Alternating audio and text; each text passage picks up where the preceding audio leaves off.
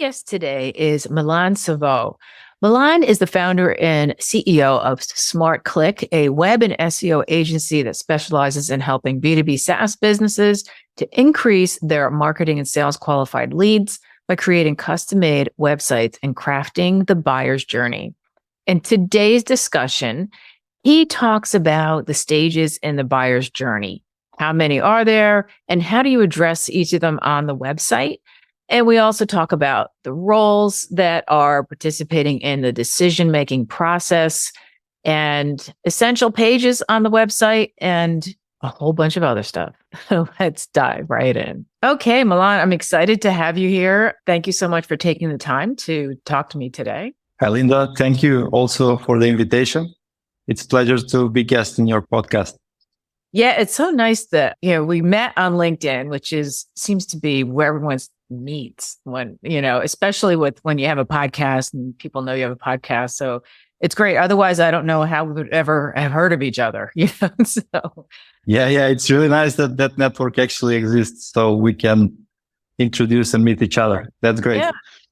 And I actually did a little research before our talk today. And I am super impressed that you started on Upwork, which I've never heard of anyone who now has an agency. Can you just talk a little bit about that? Because it's such an unusual kind of background. Like, how did you transition from you were a freelancer on Upwork and now you have your own agency? How did that happen? Yeah, actually, I will just give an introduction a bit before Upwork and how I actually lead to that. First, I started working here in my town as a web developer in one agency who gave me a chance earlier in my careers after the faculty.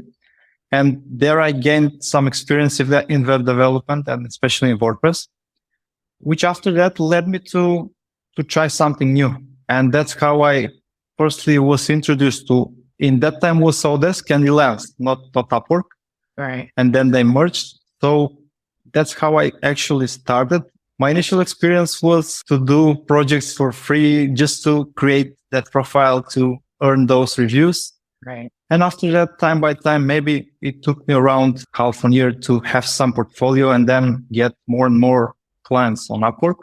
Mm-hmm. So once I had completely successfully finished project, good reviews, then there was a lot of demand at one point. So I firstly started to look out for people who can help me do the work actually. Mm-hmm. And then I organized everything, the work. I also worked at the same time, but it was a bit hard to manage all of that. Yeah. And that led me to create actually a team who can assist me. That's how SmartClick actually started to exist. That's great. Because I started freelancing with my copywriting skills on Upwork. And I never got, I wasn't on there for too long, but I guess you have to be really aggressive, but I never got a single assignment. And I just said, you know what, because everyone was competing with price and I just couldn't do it. And I said, all right. Yeah. At the beginning. Yeah, it's really hard. So that's why at the beginning, I was on the same mindset. But after that, when you get some reviews, you started to position as an expert. And I think the price is not the real factor after a couple of projects. Yeah, there's a lot of people on there. Every time I go on, it's, because I have found people, graphic artists and people I need for, my editor, my podcast, I found on there. Yeah. And I was looking, this was a while ago. We've been working together for a while, but once you find somebody good, you want to stick with them. So if they start their own business, then you're going to stick with them. Yeah, exactly. Yeah, you talk a lot about crafting like the buyer's journey. So I wanted to maybe just jump into that. What is the buyer's journey and how many stages are there? Can you talk a little bit about this? Yeah, of course. Well, first, I created the websites. I was a web developer before. I got a request just to do a website and that was it. And on the other side, there is SEO to drive the traffic. But at one point, you notice that if there is a website and it's not well structured, it could be not visible for people who have to see it. Or if it is, you can attract wrong people, wrong leads, wrong traffic. Mm-hmm. So that's why now we're specializing to create websites who have a great structure and cover all of these buyer journey phases. I can separate them the phases like the awareness, the consideration, and the transactional ones. Mhm. And on the other side, there is people who decide whether they will buy your service or not. So there is decision makers who do that. Some people who can influence to the decision, or an end user if we talk about the SaaS businesses usually. So that's how we try to structure the whole website. Yeah, it's important when you said about the stages of awareness, because even as a copywriter, that's one of the things that I focus on. Like, you start with somebody who's unaware. And if they're unaware, they're probably not going to land on your site. They're not looking for anything. So exactly. Yeah. Do you find that most people, do you try to accommodate like the pain aware? So that's the stage where people they know they have a problem. They don't know what the solution is and they're looking around. Is that what you find is the most common way to start, like, or to focus on in a website? Yeah. And I think this is the biggest audience which you have to educate until they become consideration, and then they start to look out for more options like yours may be similar, but then your positioning statement should be better than the others until they become in the transactional phase.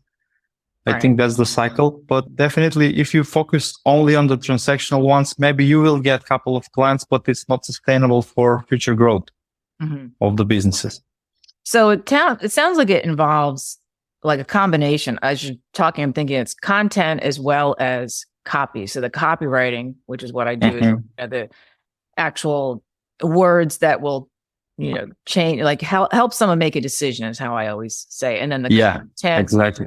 Like you talk about SEO. So content like blogs and articles, those are important for different reasons, right? Maybe you can talk a little bit about like how, when you start working with a client, I guess here's the question. How do you decide how to structure the website? Like, what are the things that you consider? There are a couple of things which I can say can be used for most of the businesses. You have to separate the service pages and provide there, like on one service page, you can provide an information for those people who are ready to buy. But even there, you have to separate the sections for people who will make this decision and for people who will just influence to the decision. And after that, you have to separate part of the website like resources who will contain blog post, knowledge hub, maybe some lead magnets, ebooks or other things which you can use just to educate the clients and drive them to the service pages. And on top of that are the landing pages for if you want just to emphasize something on the website. So I think this is nice part to have where you can actually capture the emails and then start with educating your customers through email marketing. That's also a nice part. This sounds like there's a lot of pages. Like I've worked with clients that if they're just starting out, they have maybe a few pages. Is there a particular number of pages? You made it sound like the services page, like on my own site, I have a service, like each service has a separate page. Is that usually what you recommend? Is there a minimum number of pages that a company should have? And what are those pages? It really depends how your service actually or your product look like. So if you have only one product, then you will need less pages. If you have more separate services or products, you will need more pages. But then there is the resources section where you can actually add more and more content, which will be also useful for the buyers to cover the journey. Start with educating, then move to the main product or others. It really depends. There is no like and right answer to this question. It really depends on the business. Yeah, I kind of threw that at you because I know it's a huge question and it really probably depends on a lot of different things, right? Yeah. You have sites like Wix and these other platforms and these other software that a lot of people are using, and it makes it sound like it's really simple. But what's your views on that? If someone says, I just need a single page and they just make up a product, like maybe if it's a copywriting service, maybe. I mean, is that enough? Like, because to me, it doesn't seem like it would be. But there are people who insist you just need one page, and that's all you need. In that case, I think it really depends what kind of channel you will use for selling actually your service. So if it's enough for you and you have maybe a lot of referrals or you're using ads, will just direct come to that page, that's fine. If there is more people in the decision more people involved in the decision, then you have to create the content for all of these roles.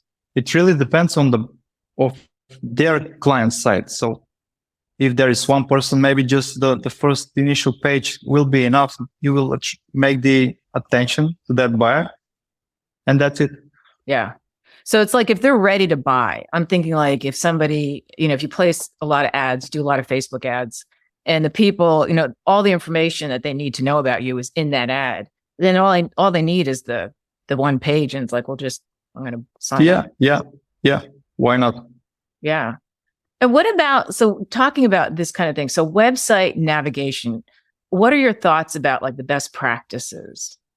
I think I covered that in the previous part, but like best practices have as less as possible items in the main menu, but only have those which are the most important for the buyers. If there is, for example, careers page, usually some businesses have that in the main menu. That's usually not a good practice. So just try to emphasize the most important pages, like services and the resources maybe, which are those ones who provides content to your buyer journey, to your buyers. Okay. And again, this about page and the team who will give a relevance and credibility to your business is also nice to have that somewhere near in the main navigation. Do you see any particular trends like with website design? Are people adding pages they didn't add before, or asking for something that you didn't used to hear as much about, or anything along those lines? I can't remind actually on something like that, but what I'm facing right now is when people are not aware of this, that there is more stages, awareness, consideration, transaction, and they're not so aware of, there is more people who will need to decide about their product. This is usually happens with SaaS businesses in the early phases. They just create some website, just half a website, and not considering all of these parts. And after that, they are facing to rebuild the website after 6 months, for example, or after 1 year, which could be quick for them because it's still early stage. They have to invest again and again in the same thing. So I will just recommend try to do this homework before you start creating your website. Yeah. And as a copywriter, I find the hardest page, and people don't consider this a lot, is the homepage, because that's where people are coming from anywhere. They search ads. I was working with a copywriting coach, and she said, plan to spend 75% of your time tearing your hair out when you're trying to plan the homepage, because it's, because the thing is, if it's an ad and you know that they're ready to purchase, okay, so that page, is going to be a page just like, this is what that product is. But the homepage, you don't know where they're coming from. You don't know what stage of awareness they're at. And so you have to sort of hit all of it. And I tell my clients, it's like you direct people on that page to another page. Like the purpose is just to... Yeah. Do you agree with that? Usually the homepage is not the one which will make the transaction. Right. I think it just has to add like additional credibility to the rest of the pages. And I can add just something here. What we notice is that usually people on homepage try to speak about themselves and not about the clients, what kind of benefits they have. So instead of putting their value proposition at the beginning with some call to action and the real benefits which their clients get, they just speak how great they are, right? And how great they are. I'm surprised that companies still do that, because we hammer that all the time. Like even on LinkedIn, it's always about, it should be customer centered, but still, because both you and you specialize in SaaS companies. Correct? Yeah. And some of them, the ones that are known for really great copy they get it, and they focus on the people who are coming to the site. Because one of the posts I did on LinkedIn a while ago was, if you just change the word I and we to you in your copy, and you make it directed to the reader, you're going to get a lot more engagement, because now they know that you're talking to them. It just seems like an obvious thing, but I guess it's still not. You find that then the same thing. Yes, it's still. But probably this is for maybe some businesses who did a website at the beginning and they maybe get some clients on some other way. So they don't put so much focus on that. And once they notice that the other channel are not sustainable for growth, and they decide that the website will be like their main channel for that, then that's the point when they figure out how to proceed further. Yeah, I find it, I get pushback, and sometimes it's not even like somebody saying, we're not going to do that, but they just don't do it. You know, like I have like a guarantee, and no one's ever taken advantage of it, because I say, listen, if you don't increase your engagement or your conversions by 10%, I will redo the whole page. But you have to, the caveat is you have to use my copy exactly as I present it. And no one ever does, because everyone thinks they're a copywriter. Is that like the same thing with web design? Do you have people that tell you like, all right, this is what I know is going to work? Or is it, you're in a more kind of a technical aspect of it, so they probably listen to you more? Do people try to tell you like, you know, oh, I know what works? Yeah, of course there is. I really appreciate people who rely on the expertise and give you like free hands to do what you're best at. And usually these are the most successful stories at the end, because if someone from the outside who does not have experience and just hears something about the service and give you direction how to do that, then I don't think that they actually need us. Yeah. Or maybe you with the copywriting.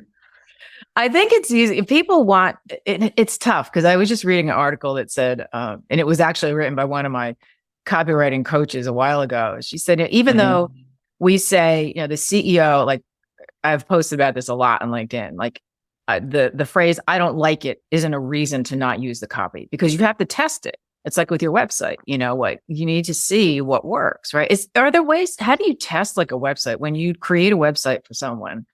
Are there ways that people test it? What do they do with it? May I just ask you one question about the previous, which you said? Yeah. When they said, I don't like it, do you know the reason why they don't like it, or just, I don't like it? It usually, I actually have a clause in my contract that says, please limit feedback to, if there's a discrepancy in the voice, that's probably the biggest thing. People will say, it doesn't sound like me. Sometimes, usually I'm dead on. People usually say the opposite, like, this is great. But occasionally somebody will say, this doesn't sound like me. So if the voice is wrong, then of course we have to change that. If there's a legal issue, if it's a health product or finance, I don't write for finance, but health, there's a legal issue. There's one other and I can't think, but I always suggest, look, why don't we just test it? And there's different, like usertesting.com. You can take headlines. You can have people test them in real life. What's going to convert better? So, I mean, that would be, you know, the best way. So that's not, I always back up everything with research or a customer quote. And I was the client, this isn't my opinion. This is what I came up with this. Your customers said this. So yeah, it's a bit similar on our side, because before we actually create the strategy, we have a lot very deep analysis, which we rely on after that. And as you mentioned, we set some KPIs. And when we notice that something is not going well, then we are just adapting to maybe just change part of that strategy. But we have to start with something and then see if that works. As in general in marketing, there is no 100% that what you will start with will work on a long term. Right. And you work with global companies, correct? Like, yeah. So you must see differences like around the world with how people interpret a website, or pretty much people on the same page, no matter where they are? I don't know. It really depends. Like I'm asking this because I've run into companies that are very, very corporate and very technical. And they will tell me, I want this to be written conversationally and I want it to be more casual. But when I do it, they don't like it at all. They don't like it. So I guess it's not really where they are in the world, but it's more the niche that they're in. Like it's very hard to get someone who's been in a corporate environment for 25 years to be open to having copy that sounds like you're talking to a friend. And I'm not saying using slang, but just very not as corporate speak. Probably that is the better answer, because I think right now everything is like mixed in companies. Somewhere is multicultural, also the remote. So you can't actually say that that location is using that particular practice. Hmm. So it's not like there's any trend like that. It's probably just, I don't know. I like I said, it's probably more the niche that they're in, but I find it very hard with the corporate clients because I can tell usually, and tell me if this is true for you too. When you first get on a call with a new client or potential client, you can pretty much tell right away if you're going to get along, like if you're on the same page. Like there's a certain person. Yeah. I think you can feel that. But also when you mention corporate, probably there are more people who have to decide about that. And That's true too. Yeah. And it's usually hard to get those decision makers on the call because some of the other departments are responsible for that. Mm-hmm. And that's just slow down the decision. So yeah, you can feel when you can work with someone. Yeah. Well, what I know is like, I'm a very creative person. I mean, my background, like all the stuff behind me, this is very much me. And so I think I usually get comments on it because, and I do it on purpose because I'm a creative person. You know, you're not going to get bland and boring and corporate for me. But I had a call recently with a client, and he's ended up being a really good client. But the first call we had, he said, "Hey, I love your background," and he started talking about all the stuff behind me, and so I knew right away that he was going to be cool, you know, and he was, and he is. So, yeah, you can kind of tell, but sometimes I wonder if it works against me. I don't know. And you just have to be yourself. It's just so hard. Business is hard, you know? Yeah, but probably you did your homework before that. So they know you, you educate them, and that's the reason why they became clients immediately.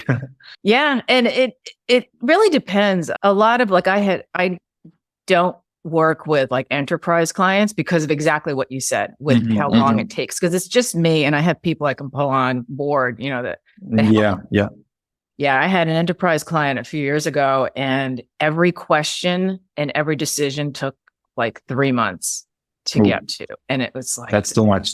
I just can't operate like that. And I think that, you know, they probably were looking for something else anyway. I worked with them for a little bit, but didn't last that long. So I kind of learned, but you have to kind of find, like, what's your sweet spot as far as the clients that you look for?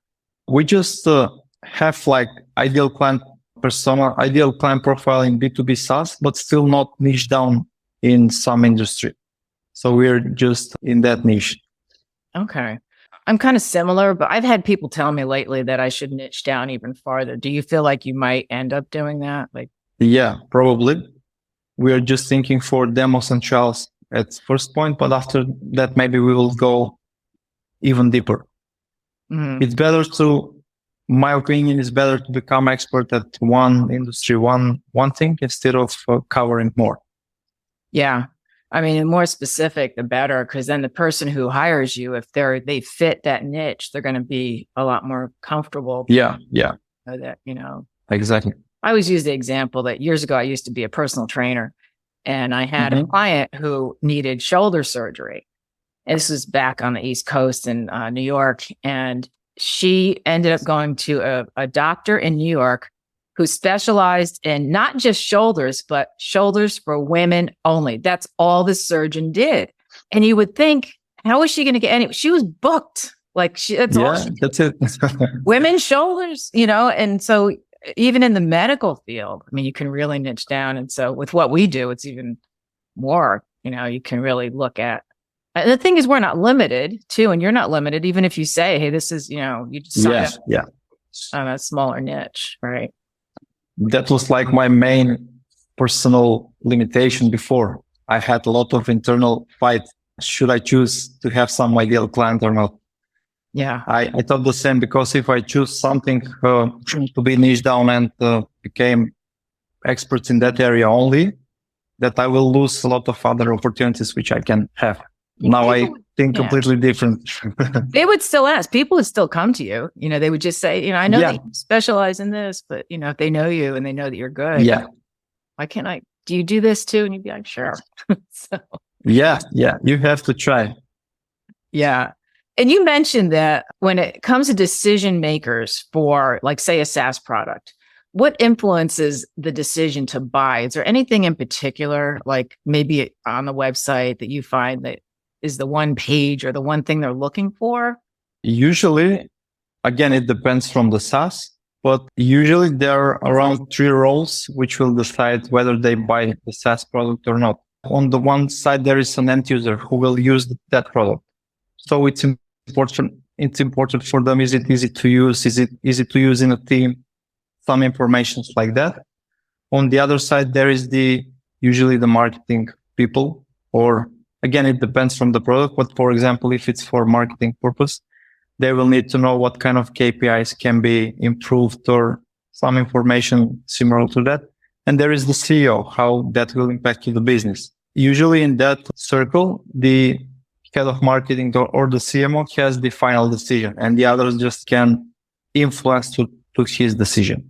There's usually a lot of people, well, not a lot, but there's always somebody else involved. And yeah, I always want. Yeah, what I found out is that CEOs usually try to step away from the main decision, because if there is a failure, then the CMO can just point to him that he made the decision and that doesn't work.